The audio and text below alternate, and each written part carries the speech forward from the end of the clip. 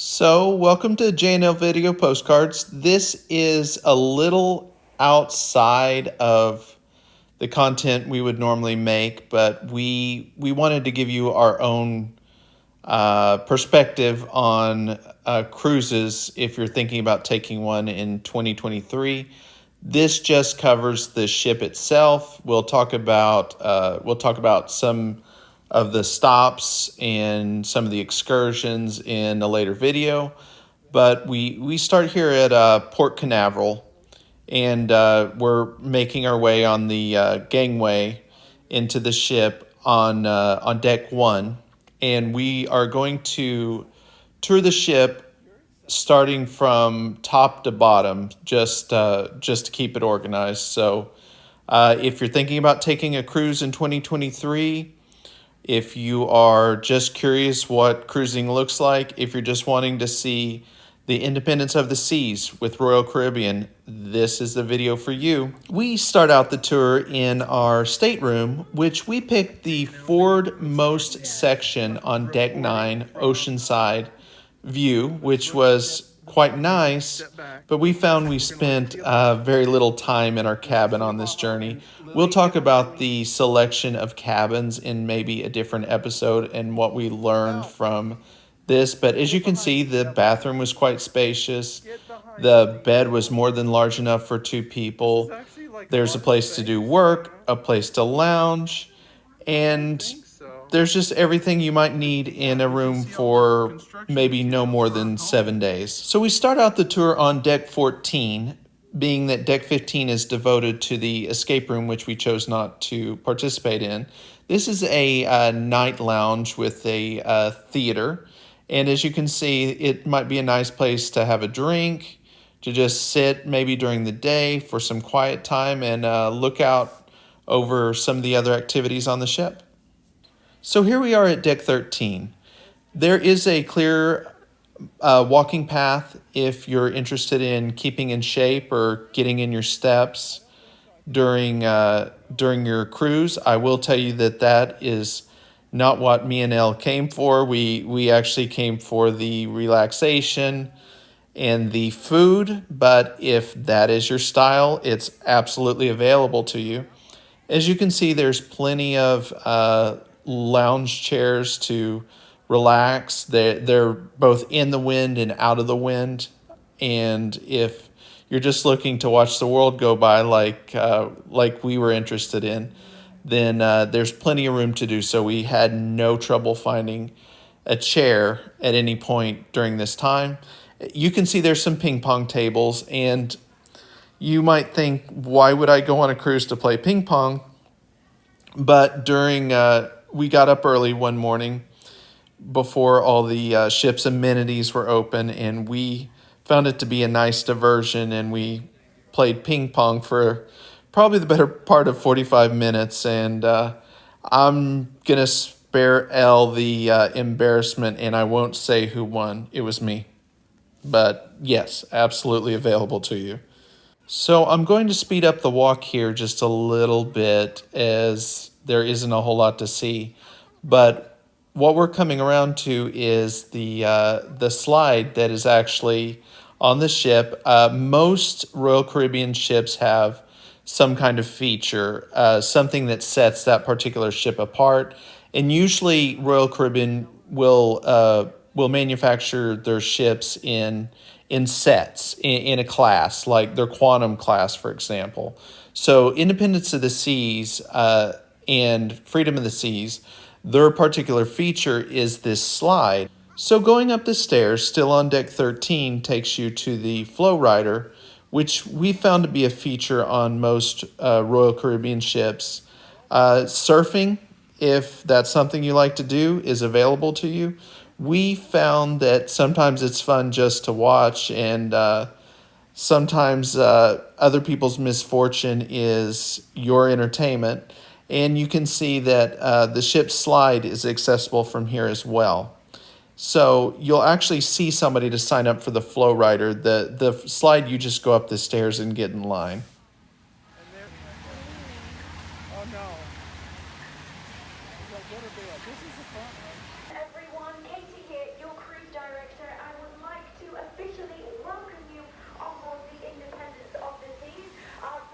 If you brought kids, Deck 13 is going to be a huge part of the cruising journey for you.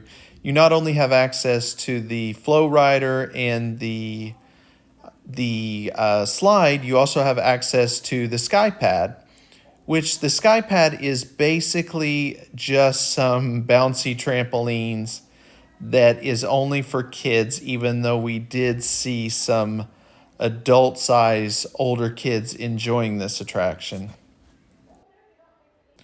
Also on Deck 13, you will find the golf course, which originally I was thinking it was for adults mainly, but as you'll see, it's more of a miniature golf course type attraction.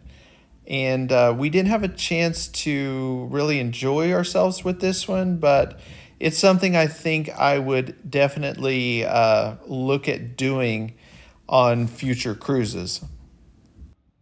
Also on Deck 13, you'll find the sports deck, which is basketball if you like to play, which I don't know how much more difficult it is with the cruise ship swaying back and forth.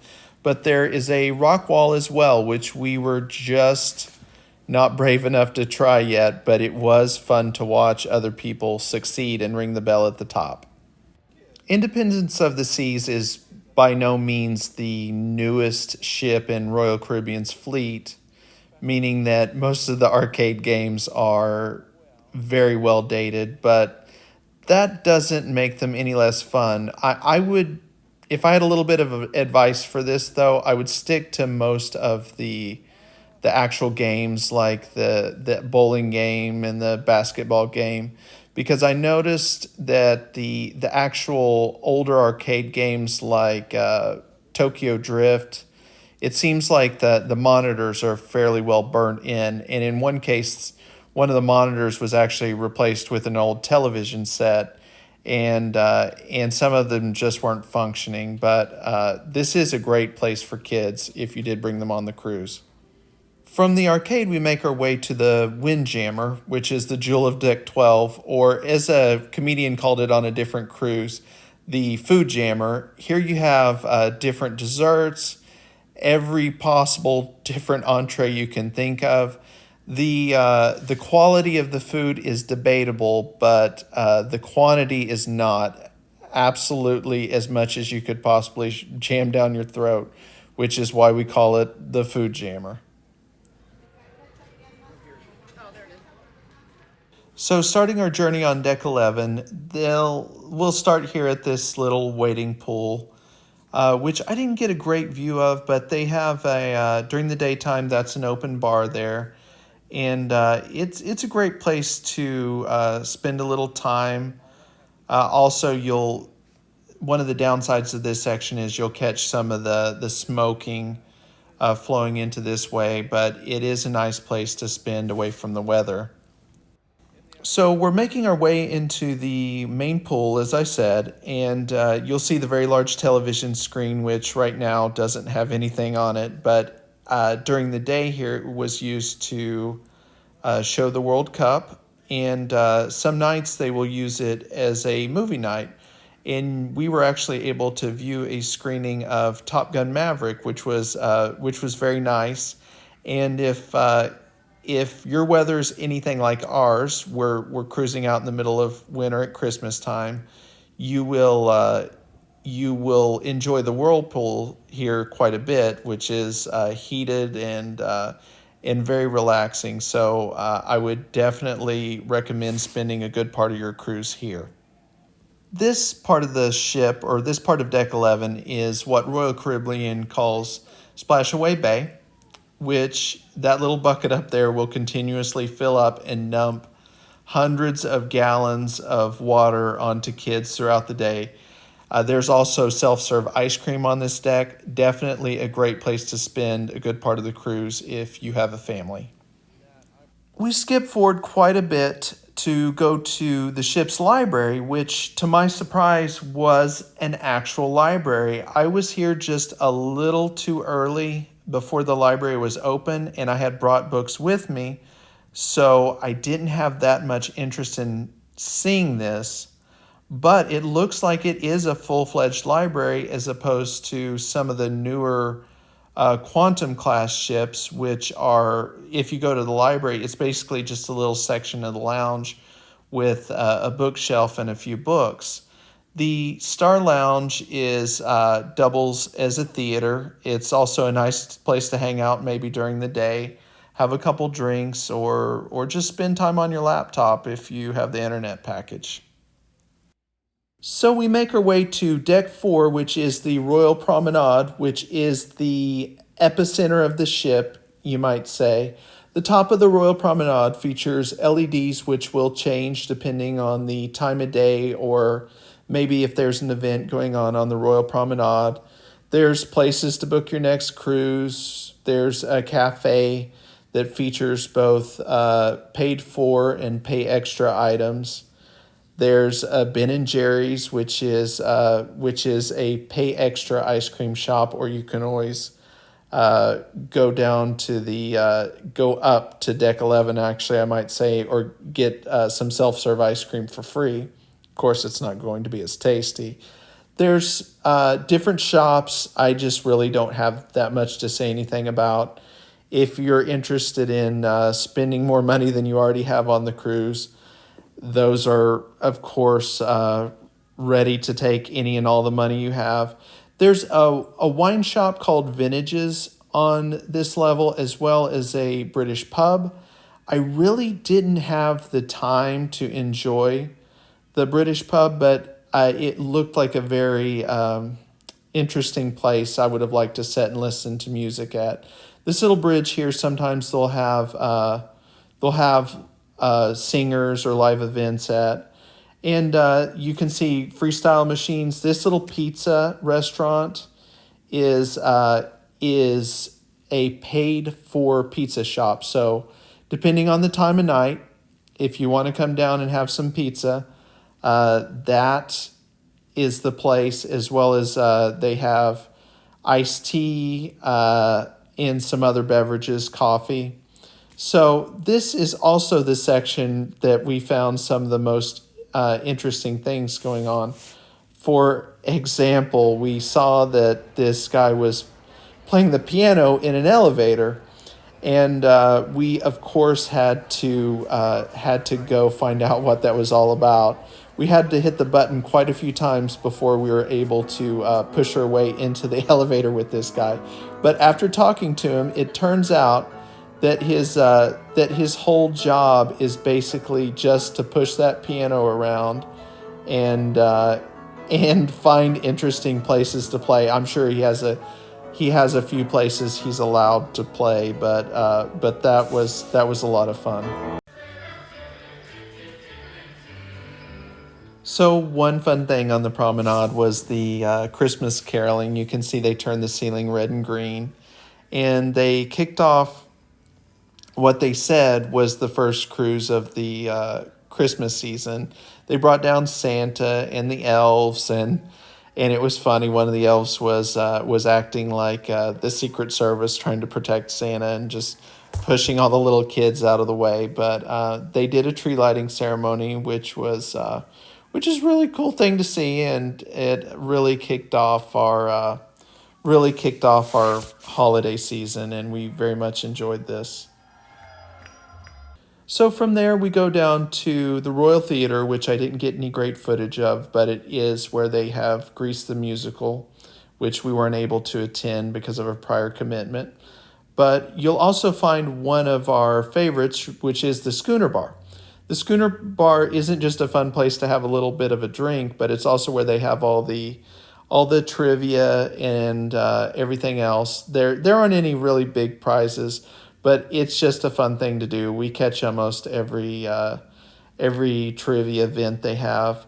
From there, you can walk directly into the casino, which smoking is allowed, so it is usually a little bit stuffy in here. But in this section, they have cards, they have slot machines, they have roulette, pretty much everything you would find at a Las Vegas casino. I'm not really a gambler, and neither is Elle, but you are given some promotional credit when you board the ship, and we did spend our $2 there and lost it all very quickly. But from there, you can walk into the sports bar. They have several different games on the television. This is also one of the only sections of the ship that you can find working draft beer, if that's important to you. Everywhere else on the ship is going to be bottles or cans. So from here, there's Boleros, which is a kind of a Latin themed bar, and from here you're going into the main dining section. We did get a shot of the menu on that particular night just so you can get an idea of the types of food they serve. The quality is a little better than the Food Jammer, and this is included in the price of your ticket. And it's also a fun place to wear your formal wear if you're excited about that sort of thing like we are. So going to the lower decks, you'll find the ice rink, which is home to an ice show called Freeze Frame, which the show itself is a little dated, if I were to be honest. It probably debuted with this ship, and it's been rolling ever since. The show is nonetheless spectacular. It features songs and events from the 40s, 50s, 60s, and 70s. And every change of decade features a costume change and some really great songs included in the show. So I definitely would not miss out on this particular event if you have the space on your calendar for it. Thank you for whittling away another 20 minutes with us on J&L Video Postcards. If you like our content, please subscribe, ring the bell so that you're informed when we upload another episode like this. We have other great content coming, some of it cruise related, including best tips and tricks from our point of view. We do that strictly based on our own experiences. So please stay tuned, and thank you for joining us.